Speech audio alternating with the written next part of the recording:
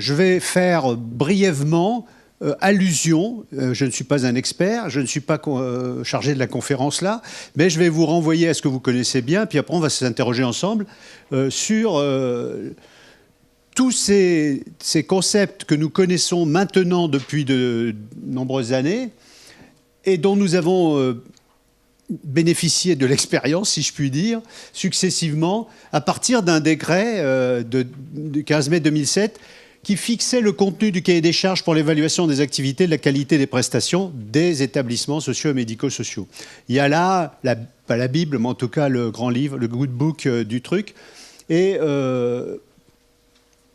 un acteur central et au sommet, qui est l'ANESM, bientôt, en cours d'absorption et de maintenance, on ne sait pas exactement comment ça finit, au sein de la haute autorité de la santé. Donc il y a une réforme institutionnelle. Est-ce que ça fait disparaître l'objet? Néanmoins, l'ANESM, dont le nom est clair, a été un acteur central et de référence, c'est le cas de le dire, et il publie beaucoup des outils dans tous les domaines. Donc on y trouve tout ce qu'on veut. Je viens juste en préparant cette diapositive, de privilégier un domaine qui me paraît important eu égard à la faiblesse de la culture française sur la protection de l'enfance et l'abandon non seulement éthique mais moral de cette question la plupart du temps sous les feux de l'opinion et de paroles politiques insupportables. L'évaluation interne, une recommandation qui vient d'être sortie puisque l'ANESM produisait des recommandations. L'évaluation interne, repère pour les établissements et services prenant en charge habituellement des mineurs ou jeunes majeurs dans le cadre de la protection de l'enfance et ou mettant en œuvre des mesures éducatives. Et donc, petite citation, en vue de poursuivre la dynamique d'amélioration continue de la qualité, donc on est bien dans la démarche qualité par l'évaluation dans ces différents mouvements, suite à la transmission des rapports d'évaluation interne le 31 décembre 2013, puis des rapports d'évaluation externe le 31 2014, etc. Donc là, on est dans la littérature grise, mais derrière ça, beaucoup d'entre vous connaissent l'exercice dans tous les domaines du champ social. Et intéressant à lire. Qu'est-ce que c'est que cette recommandation? C'est un document qui présente des fiches méthodologiques pour conduire la démarche d'évaluation interne. 4 volets complémentaires se présentant sous la forme de fascicules et détaillant les axes d'évaluation centrés sur les personnes accompagnées. Donc cette question du centrage des processus d'évaluation sur la personne accompagnée, on vient d'en parler sur la formation, on voit que c'est très présent. C'est évidemment au cœur de ces autres approches-là. Mais à savoir, ça vaut le coup, là on a des indicateurs, ou plutôt des critères, avant d'en faire des indicateurs. La prise en compte de l'intérêt de l'enfant et de ses besoins fondamentaux, physiques, intellectuels, sociaux, il y a une faute d'orthographe, et effectifs, pourtant j'ai fait un copier-coller. La garantie des droits des personnes accompagnées et leur participation au fonctionnement de la structure, vous voyez qu'on enfonce le clou. La personnalisation de l'accompagnement et la coordination des interventions, la cohérence et la continuité des parcours, et enfin la prévention et la gestion des risques liés à la situation de vulnérabilité de la personne en question. Vous voyez que ce type de critères sont tellement majeurs, tellement évidents, tellement complémentaires. Enfin, je veux dire, on a cerné complètement la question, on a aussi voire cerné la personne, et il y a donc là une ambition très intéressante. Tous les secteurs d'intervention, à peu près, ont eu à mettre en œuvre des démarches d'évaluation interne, puis externe, en rendant la copie à la tutelle dont ils demandent la surveillance, l'argent ou l'habilitation surtout. Cette habilitation est donnée ensuite pour 5, 10, 15 ans par le simple dépôt du dossier complet. C'est dire comme le contenu a de la valeur. Mais un jour ou l'autre, quand on aura un problème, sûr que le dossier va ressortir, s'il a été mis dans un bon placard. Et donc on est sur du formel très bureaucratique, très paperassier, par rapport à une démarche qui a fortement mobilisé à l'intérieur des structures. Parce qu'il a fallu, pour faire les évaluations internes, développer des tas d'indicateurs, il a fallu former des référents qualité, il a fallu former des auditeurs internes avant, on a développé des postes dans les sièges de conseillers techniques, donc on a développé une ingénierie, on a développé des compétences, on a développé des pratiques. Voilà donc un énorme chantier qui a monté, et avec en même temps une réforme du financement qu'on appelle CEPOM, qui a eu déjà 2 ou 3 séquences pour certains établissements. CEPOM qui au départ était beau et pouvait permettre des surfinancements pour adaptation. Aujourd'hui, évidemment, on ne parle plus que de réduction de 5, 10, 15% sur 3 ans ou 5 ans. On est sur une logique de gestion restrictive absolue. Donc la démarche d'évaluation et la démarche de CEPOM n'ont pas montré la continuité en termes d'interaction positive. Donc on est sur mais n'empêche que les deux servent sur des chemins contradictoires à avancer dans une relation entre commande publique et acteurs et prestations de services. Et puis, ce n'est pas suffisant, je ne vais pas rentrer dans trop de détails, mais si je vous lisais la succession des étapes pour la qualité du service public, puisqu'on est beaucoup sur des débats autour de la valeur du service public, que nous procédons d'un service d'intérêt général qui est parfois délégué du service public. Donc on est sur des choses qui nous touchent aussi. La qualité du service public parle aussi beaucoup de la relation aux citoyens, à l'ayant droit, etc. Et là, on a une culture qui date de 20 ou 30 ans. Ça commence en 85 avec des cercles de qualité. Ça passe par la circulaire Juppé en 95, c'est pour faire un clin d'œil aux cheminots en ce moment, sur la réforme de l'État, accueil, écoute des usagers, indicateurs de qualité. La loi LOLF en 2001, qui est une loi qui modifie la logique des budgets de l'État à partir de programmes dans lesquels l'évaluation était censée justifier ou modifier ces programmes-là. L'OLF qui est descendu dans les logiques de gestion jusqu'aux plus petites collectivités, alors que ce n'est pas forcément adapté pour une collectivité non plus, le principe LOLF. Passons. Et tout ça s'est développé en même temps avec des rapports, Marianne, Canac, etc. Moi, je ne connaissais pas ça, j'ai bûché ça parce qu'il fallait aider dans un département une équipe qui voulait travailler là-dessus. Mais en 20 ans, on est passé d'une série d'expériences sporadiques qui commençaient à naître à un énorme système de référence dans lequel on va aller sur des normes de certification, vous en avez parlé, ISO 9001 de l'administration. Donc cet appareillage-là est énorme. Il y a des chartes d'accueil, il y a un certain nombre de choses, il y a des démarches qualité qui sont appliquées à l'achat public, c'est-à-dire on a des domaines très divers, très hétéroclites, et qui, pour l'instant, n'apportent pas partout, même si certains d'entre nous ont vu dans le secteur de la sécurité sociale, CPAM, etc., des modifications de rapport à l'usager notables quand on est soi-même usager, comme on l'est tous. C'est d'ailleurs un des sujets que vous avez abordé tout à l'heure aussi, c'est-à-dire de l'expérience de la personne à l'intervention dans le collectif. On est sur quelque chose qui pourrait être aussi une qualification permanente. C'était comme ça qu'on a inventé l'éducation populaire, hein, avec des gens qui sortaient de lieux de travail et qui devenaient des animateurs dans une collectivité. Donc on était sur ces questions. Mais je me perds. Donc... je voulais citer quand même cette notion de qualité du service public. Et puis, je vais vous faire peur encore, c'est-à-dire qu'il y a la qualité de vie au travail. Il me semble impossible, et de rentrer dans le détail, je vous rassure, mais j'ai le détail ici pour ceux que ça intéresse, parce que là, c'est fait exprès pour pas que vous puissiez le lire, hein, quand même, sur le tableau. Mais ici, vous avez donc une vingtaine d'items. Ces items sortis de l'ANACT, autre agence nationale qui fait un travail sur des références, sur des méthodes, sur des démarches, donc tout à fait intéressant aussi. Et là, la qualité de vie au travail nous intéresse, car il est peu pensable qu'on puisse travailler sur des démarches qualité dédiées à des ayants droit ou à des usagers, sans penser parallèlement et en même temps à la question de la qualité de vie au travail ou de la qualité des conditions de travail. L'ANACT, c'était les conditions de travail, hein.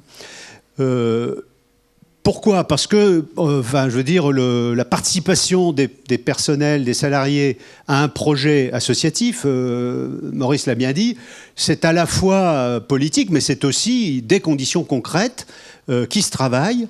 Et donc, on peut se rappeler, il y a plusieurs époques, hein, il y a des thèmes abordés qui sont l'égalité des chances, le climat social, la santé au travail, le contenu du travail, l'employabilité, on revient sur cette question, le partage et la création de valeur, ça c'est un beau sujet. Et puis après, on a la loi Rebsamen, qui a beaucoup travaillé sur certains de ces sujets. Articulation vie perso, vie pro, par exemple, ça c'est une question intéressante. Et puis la perception de l'action, c'est un autre type de critère. Ensuite, il y a l'engagement autour de la QVT, la qualité du dialogue avec les salariés ou avec les instances représentatives des salariés. Et puis, il y a la planification des actions. Donc, le travail sur la qualité de vie au travail, si on a envie d'y aller, c'est aussi un chantier considérable et permanent.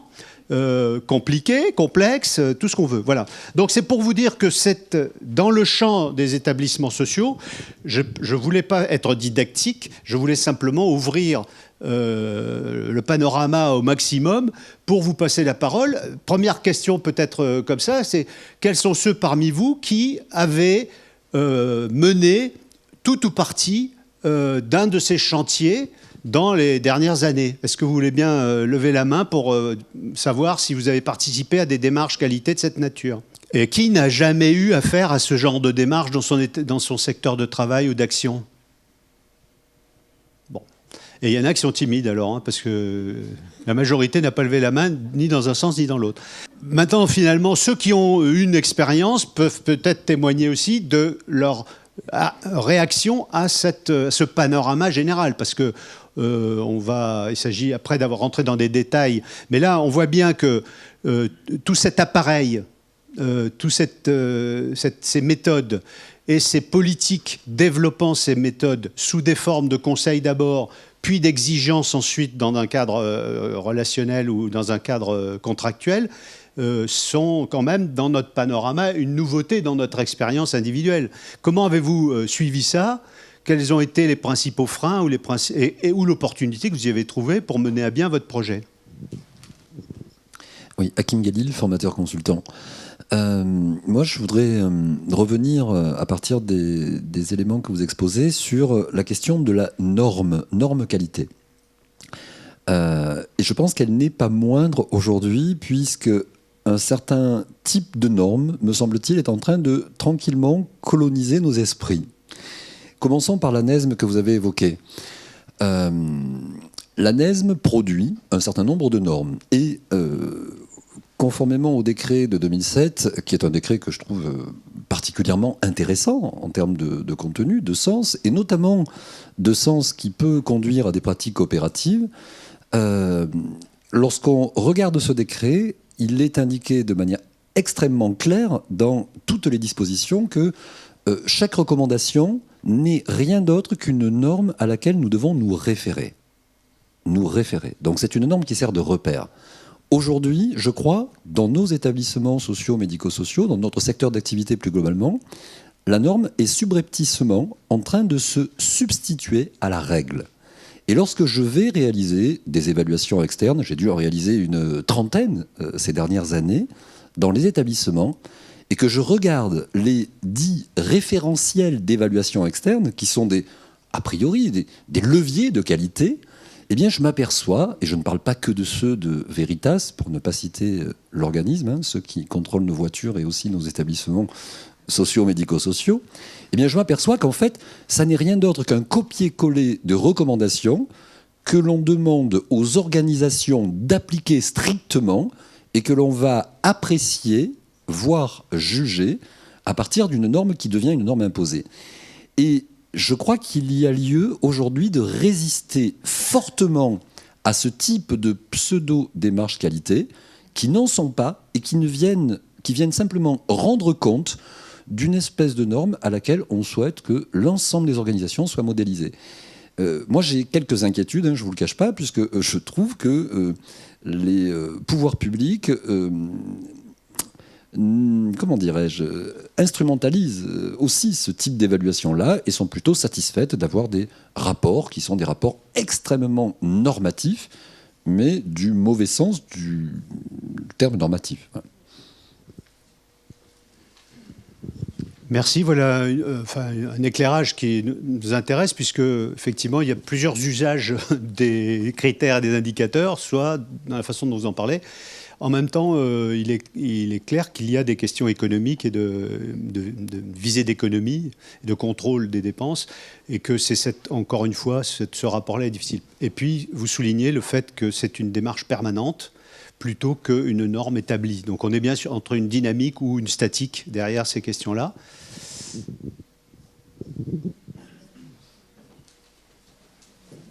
Oui, Patricia Zucca, donc directrice du collège. Oui, je suis tout à fait d'accord avec Hakim. En fait, ce qui nous intéressait dans l'organisation de ce séminaire, c'était de faire une discussion entre le secteur du médico-social qui, lui, a vu ces démarches qualité arriver en 2007, là, après la loi de 2. Et puis, ça veut dire 15 ans après, quoi. Hein. Et nous, dans les organismes de formation, qui sommes impactés de plein fouet, et aujourd'hui, si vous voulez avoir un positionnement joyeux sur la question de la démarche qualité, je le disais dans l'organisation de ce séminaire, c'est compliqué. Tout à l'heure, je vous présenterai nos démarches, finalement, en dehors de toute procédure descendante, parce qu'on n'a pas attendu les démarches qualité pour évaluer notre travail et le sens de notre projet. Donc ça, c'est un premier point. Ce que tu pointes là, Hakim, et c'est aussi peut-être de nos responsabilités en tant que formateurs et responsables de formation, c'est l'enjeu de l'ingénieur social que nous formons et qui va devoir interpréter la norme et les références et aller plus loin que la norme. Donc en fait, ce métier d'ingénierie sociale qui a émergé aussi avec ces textes de 2, c'est à lui d'avoir la créativité et d'accompagner les structures, non pas en se soumettant absolument à des indicateurs. Enfin, les indicateurs ne font pas l'activité et ne font surtout pas la présence aux autres, quoi. Et c'est à l'ingénierie sociale de justement jouer ce rôle d'interface et d'expliquer finalement aux établissements qu'on va vérifier et mettre en valeur ce que vous faites bien et depuis longtemps, parce que vous avez un rapport historique à la prise en charge des personnes, parce qu'une association, ça a été créé sur un projet fondateur, etc. Donc je pense que ça, c'est quelque chose que nous, on retient en tant qu'organisme de formation avec l'ensemble de nos formateurs consultants et autres OF de la région, hein, en tout cas. Et le deuxième métier à qui on va confier peut-être la mise en norme ou en ordre, ou j'en sais rien, c'est un métier administratif, en tout cas pour nous, c'est le métier du référent qualité. On a eu ce métier des assistantes qui ont été impactées depuis 2 ans avec la dématérialisation, l'accès au portail numérique de tous les AGFIP, Pôle emploi, région, DRD, JSCS. Enfin, si vous voyez le métier de la formation aujourd'hui, c'est tout le métier invisible que nos étudiants ne voient pas et qui rend peut-être aussi une difficulté de nos assistantes qui avaient une belle présence aux autres, qui deviennent une présence un peu compliquée. C'est compliqué pour nos collègues hein, actuellement. Justement au moment où en plus on change de tutelle, c'est plus la DRD, JSCS qui gère les organismes de formation, mais c'est la région PACA. Donc là, on est dans la demande de poursuite d'activité, dans les demandes d'autorisation. En fait, c'est un peu ubuesque ce truc. Et on se pose des questions parce que moi, j'ai choisi ce métier parce que je pense que j'accompagne des gens vers l'émancipation. L'émancipation, même les cadres doivent s'émanciper, tu le dis très bien, doivent s'émanciper de la norme. On émancipe les premiers niveaux de qualification et on doit émanciper les cadres. Aujourd'hui, c'est la dernière phase à traverser avec la question de la créativité. Il ne faut pas qu'on se perde, quoi. Voilà. Moi, je nous sens très fragilisés, en fait. Mais bon, moi, je suis au collège coopératif et je suis entourée par des gens avec qui je réfléchis. Je ne suis pas seule. Mais c'est important aussi de ne pas rester isolé, je trouve, dans les établissements, à la fois de formation maintenant, et les établissements médico-sociaux. Et la question que tu posais, c'est exactement ça. C'est alors finalement, au bout du compte, on a des référentiels de formation, des référentiels qualité, etc., les uns et les autres.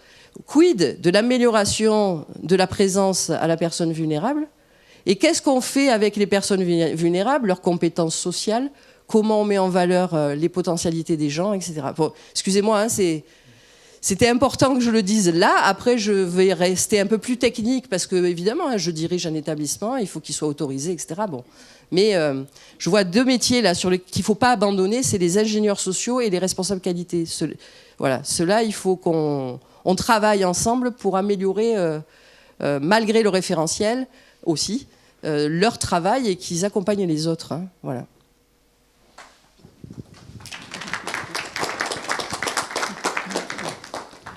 Oui, dans la lignée juste de ce qui vient d'être dit, moi je m'interrogeais sur la portée des différents dispositifs d'évaluation, notamment en ce qui concerne les établissements médico-sociaux. Sauf erreur de ma part, je crois qu'on est plus dans une mise en conformité, mais vous allez me corriger si je fais erreur. En clair, il me semble que l'essentiel est d'avoir conduit l'évaluation externe, mais que cela ne remet pas en question la continuité du fonctionnement d'un établissement médico-social. Mais je peux me tromper, vous allez me le dire, parce que voilà. En revanche, pour des évaluations qui sont en lien avec des demandes, alors non. Peut-être que le mot label, je ne sais pas s'il est, en tout cas d'accréditation pour par exemple des centres de bilan de compétences. Là, on est réellement, je trouve, dans une norme très stricte de laquelle dépend, si elle n'est pas respectée, l'ouverture, l'autorisation ou non d'une structure. Voilà. Donc, il me semble qu'il y a des niveaux différents en termes de normes et de normalisation sur lesquels il faut réfléchir pour ne pas faire peut-être pour avancer, en fait. Merci.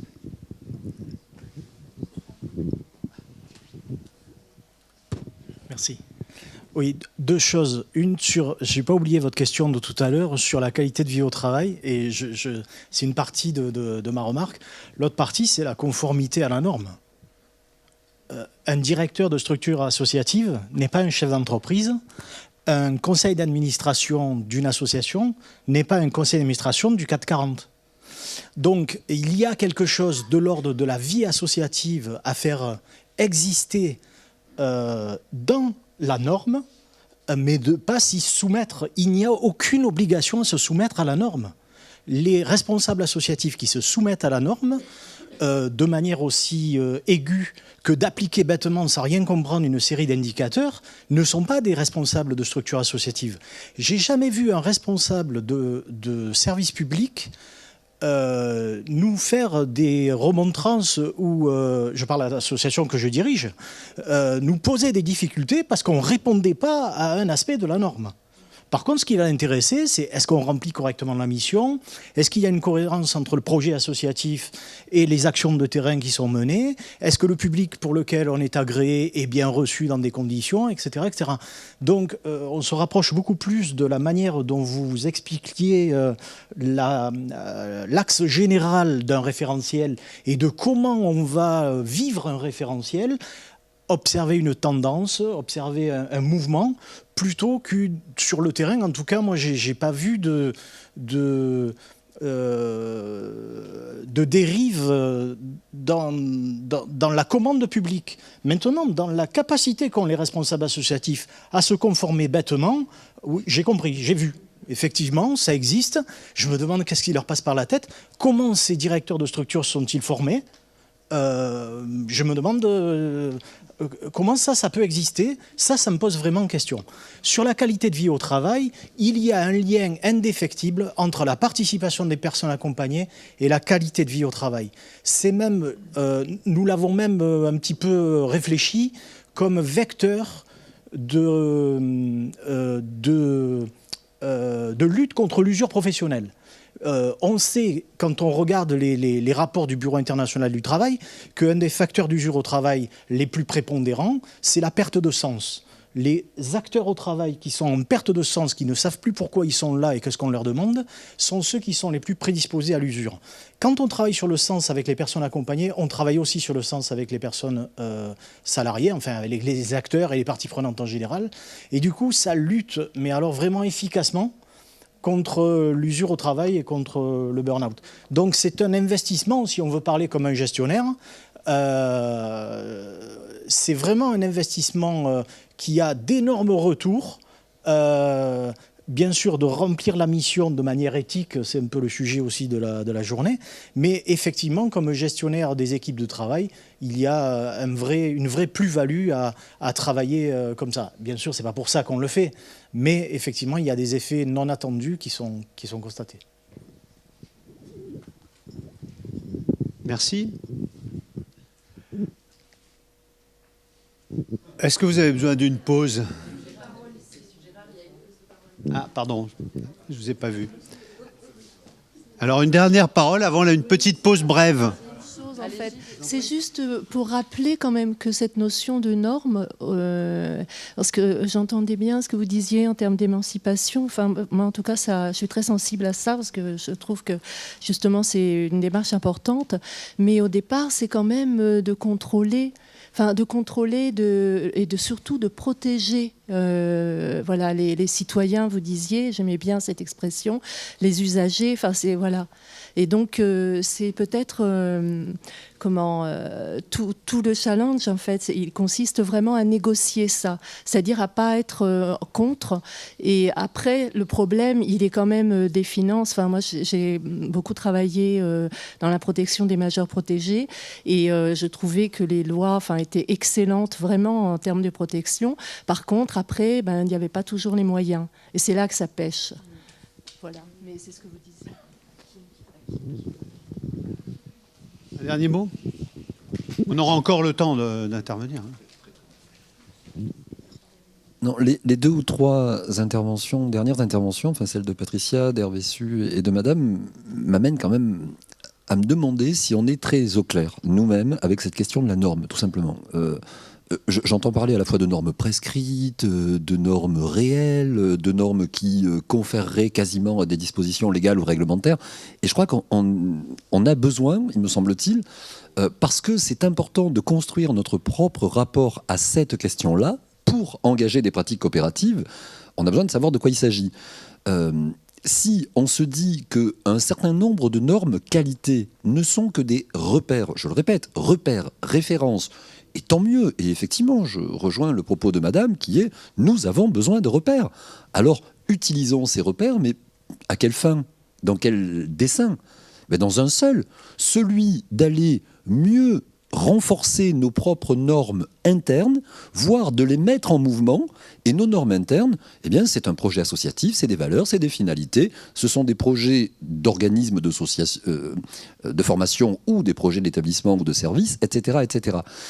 Le souci que nous rencontrons pour la construction de cette norme-là, moi je le repère dans la première question qui est posée sur ce panneau, c'est quel impact le projet associatif a-t-il ou doit-il avoir sur les pratiques coopératives ? Mais je me dis, si c'est ça la construction d'une norme, le risque que nous courons, c'est de nous dire que d'un côté, il y aurait une autre émanation divine qui serait une association, et puis des opérationnels, des techniciens, ceux qui mettent en œuvre, enfin concrètement, les petites mains. Moi, j'ai envie de poser la question dans l'autre sens. Quel impact les pratiques coopératives ont-elles ou doivent-elles avoir sur le projet de société, sur le projet social et donc sur le projet associatif ?